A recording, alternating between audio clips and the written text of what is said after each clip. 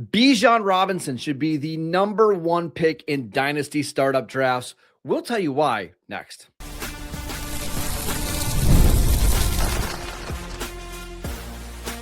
You are Locked On Dynasty Football, part of the Locked On Podcast Network. Your team every day.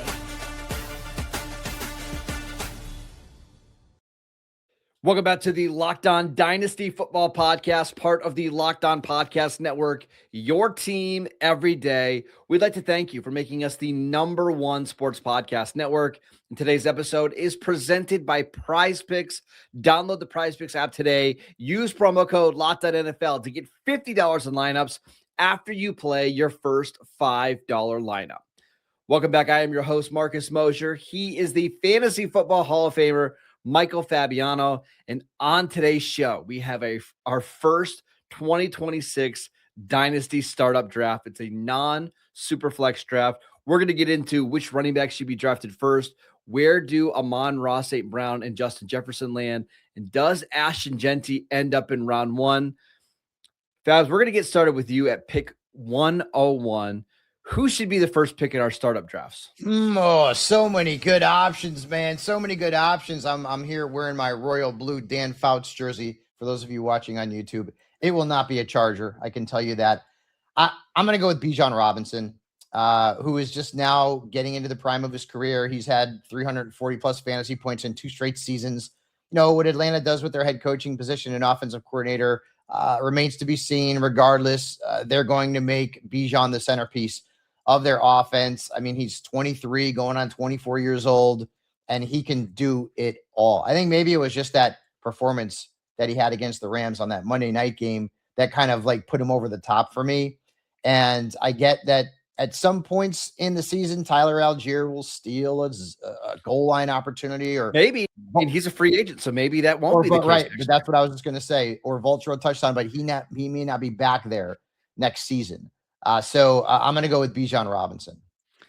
Not a bad pick. He actually wouldn't have been my first running back to pick, which is interesting because now I'm very happy about who's on the board at pick 102. We'll get to that in a second, but it's hard not to be really excited about Bijan. And you look at the list of running backs that we're going to get through, there's only about 6 guys you feel great about, and then there's a massive drop-off. And Bijan's only 23 years old. Usually these running backs peak in value at, age 24, 25.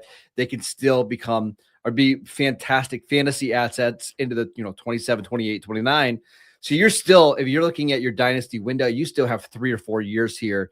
And I think the Falcons have done a good job of not overloading him with work early in his career. I mean, he has these monster seasons, but it's not like he's got 400 touches each of the first couple of years of his career. So I do like that about him. Yeah. The talent is just, it's unmistakable. He's durable. He can catch the ball out of the backfield. He's very young. As you mentioned, he's not even in the prime of his career yet. So I think it's a win. There are some running backs, it's a short list, who are also candidates to be the number one overall pick. And then you can also go in the wide receiver position, but I'm interested to see where you're going here at number 2. I love that I'm able to take Ja'Marr Chase here at pick 102. And the reason is pretty simple. He is so incredibly consistent. He's only 25 years old, and wide receivers just age a lot better than running backs do. And Fabs, you look at the first 5 years of his career, he is averaging per season 104 receptions, almost 1,400 receiving yards, and nearly 11 touchdowns per season. He had over 1,400 yards again this year, and that's with Joe Burrow missing half of the season. I think Chase is the best receiver in football. Again, he's 25. He's got an elite quarterback throwing him the ball. I don't see why anything should change, and I think this is a guy that is a threat to be the Triple Crown leader every single season for the next 4 or 5 years. He's great. I mean, there's no real reason to poo-poo that pick. Although I think some people may have Puka Nacua ranked ahead of him. I think the problem is with Puka is that you don't know how much longer Matthew Stafford's going to play for the Rams, but how much longer will Joe Burrow play for the Bengals? He didn't seem like he was that happy of a camper at times during the end of the season when the Bengals were getting beat by the Browns. So, quarterback matters. I think there's an argument to be made that Puka, who is younger, slightly younger than Ja'Marr Chase, would be the number 1 overall pick in a dynasty startup. Those 3 guys, I think, are the top options. See, I disagree. There's another option in there that we didn't mention. I think the only thing with Puka is I've seen his production go down when Matt Stafford's not on the field or not right. Whereas with Chase, I've seen him now with half seasons of Joe Flacco and Jake Browning. He's still awesome. Right. He was not good with Jake Browning this year. He was really good with Flacco. Flacco threw him the ball 18 times a game. In previous seasons, he was fine. Okay. Previous seasons, he was fine. But that's a massive drop off regardless. If you lose Burrow, and Burrow's not durable. How many times has Burrow been hurt in his career? If Burrow has one more like long-term injury, he may, hasta la vista, baby. The game of pro. But my point is that Burrow missed half the season this year, and Ja'Marr Chase still was over. Right. But again, when you look at his numbers when Browning was the quarterback, they were not good. And then when Flacco took over, literally Flacco threw him the ball like 15 times a game. Why wouldn't you? That's what I'm saying. But I mean, why wouldn't Jake Browning? He's bad. Well, I think there is a difference in backup quarterbacks. I mean, there's question marks. That's fine. All right, pick 103. You are on the clock. Who you taking? I am such a running backs dude, and I know that Puka probably should go here. So it's between Puka and Jahmyr Gibbs for me. And I know you're probably like drooling, hoping that it's Gibbs for you at number 4. I will go with Puka Nacua here. He was the best wide receiver in fantasy football this season, and he missed 2 games. And he also did it when Davante Adams, his teammate, led all wide receivers in touchdowns. I mean, isn't that insane? Like the number 1 wide receiver in fantasy football, Marcus, had a receiver on his own team had 14 touchdowns. That's right. So, Matthew Stafford, how long is he going to be there? I'm not sure. Maybe another year or 2. But I think you've also made the point that no matter who the quarterback is going to be in Los Angeles, Sean McVay is not going to bring in a curtain jerker. They're going to do something to make sure that quarterback position is secure. And I don't know who it might be, but right now you don't have to worry about it. You've got potentially the league MVP at quarterback. And why would Stafford retire unless the Rams win the Super Bowl and he decides to John Elway it? But I'm going to go with Puka Nacua. He is such a talented player. Some of the plays that he made this year were just bonkers. I'm like, that dude's got to have stickum on his gloves. He's got to. And so I will go with Puka over Gibbs because typically wide receivers, as you mentioned, will age better than running backs. Yeah, Puka's awesome. There's no knocks on Puka outside of the health. But that's actually not where I'm going at pick 104. I'm going to actually leave Gibbs on the table for you at pick 105 because I'm taking Jaxon Smith-Njigba, who had almost 1,800 receiving yards this season. He had double-digit touchdowns. Over the last 2 years, 219 receptions. He's, 23 years old? He doesn't turn 24 until Valentine's Day. I love taking these young receivers. And whenever JSN has been healthy, even going back to Ohio State, he's been a dominant force. So I'm taking JSN. I know right now on Dynasty League football, Fabs, that JSN is actually the number 1 overall pick in startup drafts. And for me, getting him at pick 104, I feel like is a steal. Are you not concerned about the magical season aspect and that he might see his numbers drop next season? I mean, they're probably going to drop, right? But if he drops from 1,800 to 1,500, I'm not really going to care that much because that's still like elite wide receiver 1 numbers. Mm-hmm. Now, there's a chance he loses Clint Kubiak, his offensive coordinator. Sam Darnold will still be there. I just think JSN is an elite talent who's just starting to get into the prime of his career. And again, we should look back at his numbers last year in 2024, 100 catches, 1,100 yards, and 6 touchdowns. And that was splitting work with DK Metcalf. They're not going to have another receiver like that on the team. They don't need it because JSN can be the entire offense. He was my number 1 breakout wide receiver this year, so I'm not going to argue with you. I love him. I just like the players that I think Puka, considering their ages are comparable, is the better of the 2. But there's an argument to be made. Both of them had very similar stats this year. I think the only difference is JSN is a little bit younger and a little bit more durable, but you're going to be happy with either of these guys in your Dynasty League. Yep. All right. I think we know where pick 105 is going, but I'm more curious, where do Amon-Ra St. Brown and Justin Jefferson go in our startup draft? We'll get to that next. This episode is brought to you by Rocket Money. Let's be real. Managing your finances can feel overwhelming between subscriptions that you forgot about, bills that keep going up, or trying to figure out where all of your money goes each month. It's easy to feel like you're losing control. And who has the time to track every transaction or hunt down every hidden fee? But that is where Rocket Money comes in, the personal finance app that helps you take control. It finds and cancels your unwanted subscriptions, monitors your spending, and helps you lower bills so you can grow your savings. I was shocked to learn how much money I was throwing away on subscriptions that we weren't even using. Rocket Money helped us find them quickly and cancel them right away. So let Rocket Money help you reach your financial goals faster. Join rocketmoney.com/lockedon. That's rocketmoney.com/lockedon. Again, one more time, rocketmoney.com/lockedon. This episode is brought to you by FanDuel. The wild card round of the NFL playoffs are here, and FanDuel is officially in playoff mode.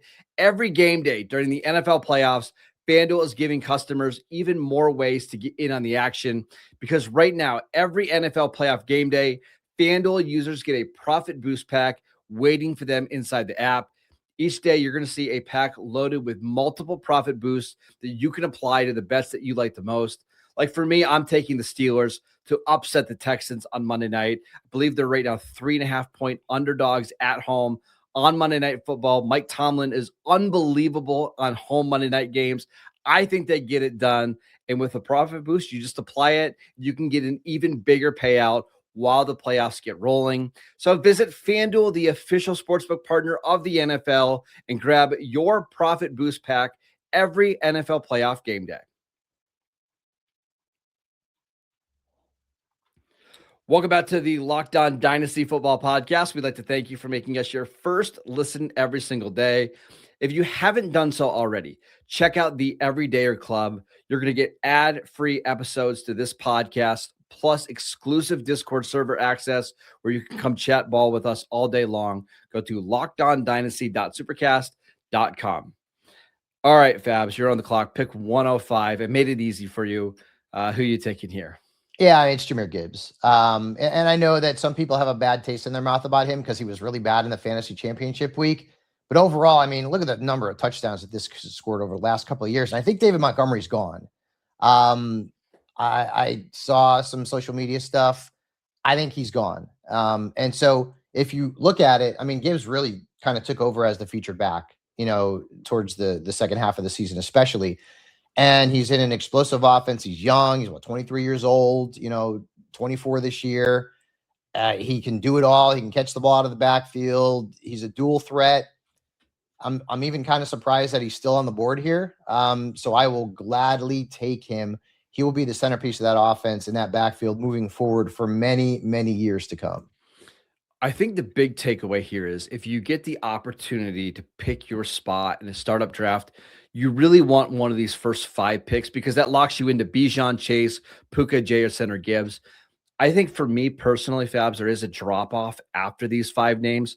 Mm-hmm. And, I mean, we could scramble up the order a little bit. If Gibbs goes at 102, I don't think either of us thinks that's going to be a reach or anything like that. So I think the first 5 picks pretty locked in terms of who the names are. I want one of those spots. Yeah, because after that, listen, there are still a number of really good players. But those are as rock solid as you can get for this upcoming season and into the future in Dynasty. So big advantage if you have one of those top 5 spots in your startup. And you've got a guy, any number of those 5 players who will be the foundation of your team for a while. All right, pick 106. I'm on the clock. I'm taking CeeDee Lamb. And I know this year was. See, now I wasn't sure you were going to do that. Okay. All right. Is this with or without George Pickens? I think the thing for me, Fabs, is that CeeDee is just so doggone consistent. You look at his numbers from 2021 to 2025, he's averaging 82 yards a game, and he's averaging almost 1,300 receiving yards per season.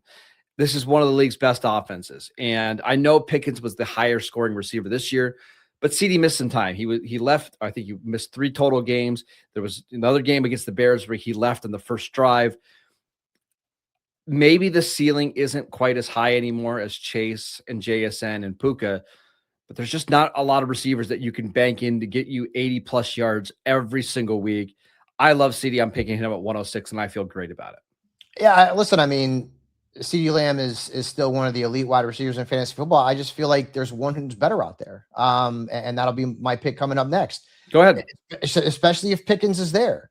Pickens averaged more points per game. So even in the absences, Pickens was great. And he was, I know that there were some ups and downs, but again, he was the highest scoring Cowboys wide receiver based on PPR points this year. Now, is that going to happen again next season? We don't even know if he's going to be there. And if Pickens is gone, then Lamb is also my pick. Ahead of my pick, Amon-Ra St. Brown. Amon-Ra St. Brown has finished as the wide receiver 3 in 3 straight years. You want to talk about consistency? That's uber consistent.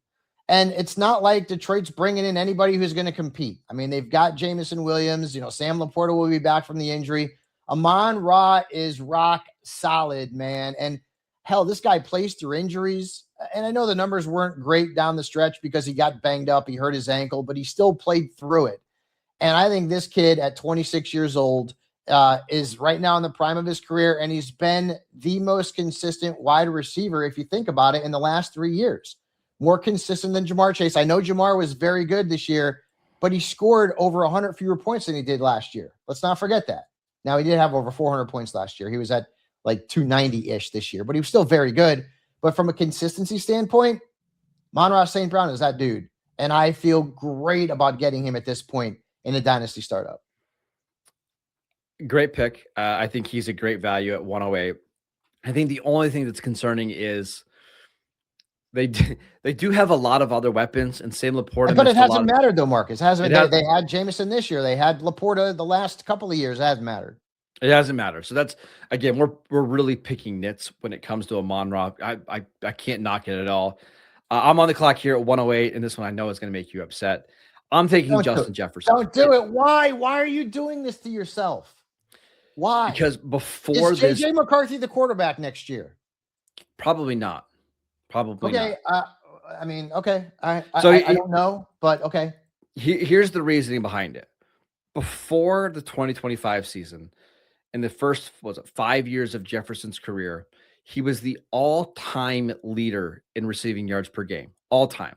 The quarterback situation was awful this year, right? It was, between Brosmer and Carson Wentz and J.J. McCarthy. You couldn't have been in a worse spot for him. He still got 1,000 yards, right? Now, I know he was unplayable. 1,000 yards don't mean anything in a 17-game season anymore. In terms of talent, he is as talented as any player on this list. No question. And I just think that the Vikings are going to go out this offseason and they're going to get a veteran quarterback because they know they can't go into the same situation they went in this year with just J.J. McCarthy. I think they're going to get a floor-raising quarterback, and whether that's, pick your name, Jacoby Brissett or whoever it is, I think the quarterback play is going to be significantly better. I'm taking Jefferson here. Call me scared, man. I don't know what the Vikings are going to do. But aren't you betting on? You have to bet on talent a little bit. Like this we're not talking about like a mid-level receiver. This is an elite talent. He didn't get the ball. JJ McCarthy stinks. He's not a downfield thrower. He's not a good fit for that offense. Again, I didn't like the pick when they made it. I thought it was a terrible pick. I still gave him the benefit of the doubt and said, well, some guys who aren't great came in and were very good. So I'll give McCarthy the benefit of the doubt and say, hey, maybe he's going to be a sleeper. He stunk. And so, you would have to bring in a guy who's going to start and McCarthy's on the bench, like Kyler or Tua. You mentioned Brissett. Okay, I'll take that too.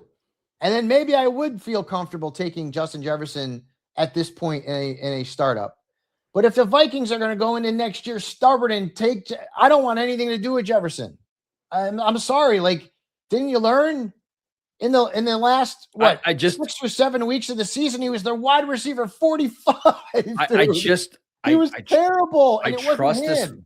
I trust this Vikings organization to go out and get a competent backup. And again, you mentioned some names. No, they need to get a starter. Marcus. Well, they need a starter. What I mean, somebody to come in and compete with McCarthy. So if McCarthy doesn't take that leap, they can pull the plug and you're getting adequate quarterback production. And honestly, if you look at Kevin O'Connell's history, outside of JJ McCarthy, it's been really, really good. I think we should give them at least a little bit of the benefit of the doubt. And it's not like you're taking Jefferson at 4th overall. This is 108. Like, I think this is more than worth the risk here. I can't do it right now. Okay. I need to know who the quarterback's going to be, and I need to know that it's not JJ McCarthy. You're spending a top 8 pick in a startup dynasty league on a player who was down the stretch as talented as he is, and there's no mistaking that, unstartable. But we're projecting forward and not backwards, right? This season was awful. You can't. Right. Something has to change in the future, and it's got to be McCarthy's got to be gone. He can't be the starter. If JJ McCarthy is the starter going into Minnesota's regular season opener next year, do you want anything to do with Justin Jefferson? My guess is if he's a starter, then they saw a significant progress. But we'll see. Let's go ahead and move on to pick 109. Who will Fabs take here? Will it be Ashton Jeanty? We'll get to that next. This episode is brought to you by Ultimate QB. The draft picks are set, and so many teams are looking for quarterbacks, including maybe the Minnesota Vikings. But do you ever wish that you could become a pro quarterback getting drafted 1st overall by your favorite team? Well, now you can, and there's a mobile game just for you called Ultimate QB Football Legend. In this game, you step into the cleats of a number 1 draft pick quarterback, and it's your job to lead your team to greatness, to help turn a failing franchise into a dynasty. This is the number 1 QB career mode game on the mobile app stores, and it introduces the most realistic environment with full career control. You're going to deal with all the ups and downs of a quarterback career, from rookie nerves to playoff drama and so much more. Ultimate QB is totally free to play, has no ads, and works 100% offline. Perfect when you just want to sneak in a quick game or two on the go. So just head over to ultimate-qb.com. That's ultimate-qb.com, or search for Ultimate QB in your app store. And we've got something special just for you guys. Use the promo code LOCKEDON in the game store to get a free boost at the start of your career. Ultimate QB Football Legend. It's your legacy. Welcome back to the Locked On Dynasty Football Podcast. We'd like to thank you for making us your first listen every single day. All right, Fabs, you are on the clock here at 109. Who are you taking? Kind of funny that Ashton Jeanty's still here. Yes. Right? I mean, listen, he wasn't dreadful this year. He was really inconsistent. I think he finished 14th in fantasy points during the course of the fantasy season at running back. Not terrible.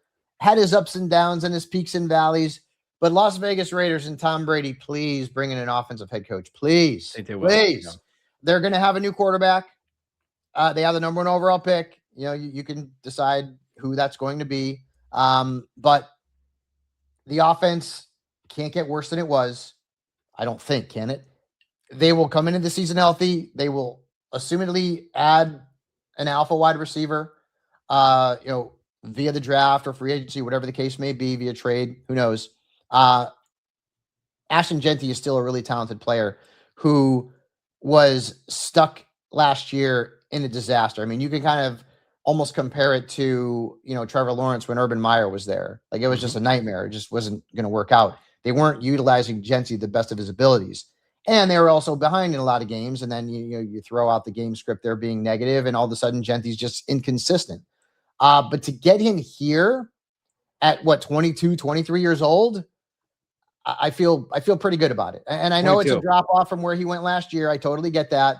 But I still like him here at this pick. And I'm taking his teammate at pick 110, and that's Brock Bowers, for a lot of the reasons that you just mentioned, right? We think they're going to have an offensive-minded head coach. They're going to have a new quarterback, and thank goodness, after watching the quarterbacks that the Raiders had this year. Oh, you didn't like Geno Smith? No? No. Chip Kelly's gone, and we saw Brock Bowers' production went way up once Chip Kelly left. I mean, Bowers actually had 7 touchdowns this year, which was 3 more than he had last year, and that's with him missing a bunch of time with injuries. I just think when he's right, we saw it this year. There was a game against the Chargers when he was absolutely dominant. He's the best receiving tight end in football, the best one in dynasty I don't football. know about that. I think Trey McBride's better. I think McBride's better. I think Bowers is better. And I think Bowers is a lot. I mean, Bowers is what, 4 years younger? I'll take Bowers. No. I'm not saying I'd rather have McBride over Bowers in Dynasty. I think Bowers is a better receiving tight end. Okay. I just think that the situation was so bad with Las Vegas. I love it here at 110. I'm not going to argue with it. And I would take him over McBride because of the age difference. Yeah. If they were closer in age, I would go McBride all day long. But yeah, I think that's probably the best move. So now at this spot, you are there. There's one player who's pretty rock solid. And then there's another player who, if all things were equal and he were healthy, he'd have been gone already in the top 4. Mm-hmm. So, and I think who I'm talking about. So I'm going to go with Malik Nabers here. He's 22, he'll be 23 this year. He's got Jackson Dart under center. Do I worry about, the knee injury? Yeah, I do. I don't like him, hobbling around on a cane right now, but he's young. Young athletes will typically be able to recover quickly and get back to, if not be better than they were before. And so I'll be drafting Nabers knowing that I may have a little bit of a wait before I get to prime elite top end Malik Nabers type of numbers. But based on his age and what he's done in the league, and I know it's a small sample size, but still just wicked impressive. I will go with Nabers here over Devon Achane, who would have been my other choice. But I'm going to go Nabers here with this pick. It's just so scary taking Nabers coming off that injury. But I get it. I mean, he is as talented as any of the players who went off the board in the last 5 or 6 picks. And if you're buying into Jackson Dart long-term, I totally get it. I'll finish up here at pick 112, taking Devon Achane, because all we've seen Achane do is improve every single season. This year, 1,300 rushing yards and 8 touchdowns. He's caught at least 67 passes in each of the last 2 seasons. His yards per carry, it dipped last year at 4.5, but this year is up at 5.7. He's seen his rushing attempts improve each year. He's still under contract in Miami. And I know that offense has got some question marks. We don't even know if Mike McDaniel's going to be back for sure.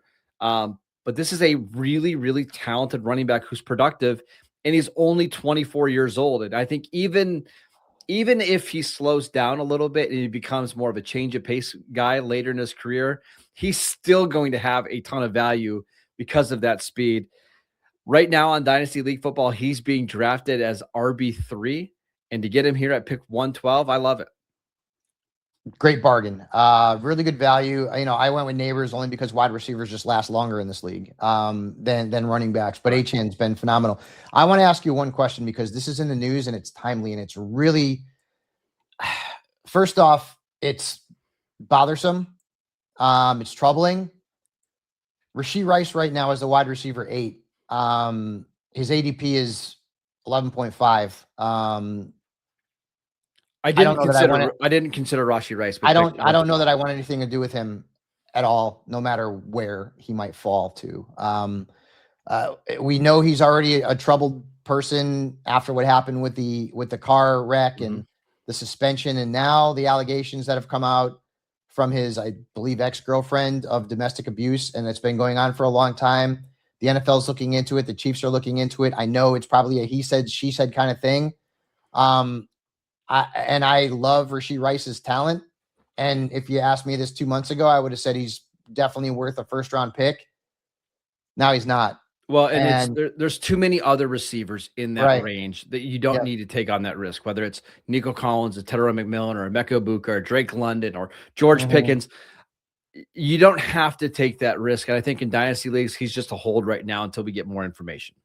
Yeah, and if you're doing a startup, and obviously we're going to have more information before anybody does a startup draft, my guess is that Rashee Rice, his value could fall significantly wouldn't be surprised. In the next few months. All right, that is it for today's show. We want to thank you for making Locked On Dynasty Football your first listen every single day. Check out the channel on YouTube. Download the podcast wherever you get your podcasts. We are free and available on all platforms.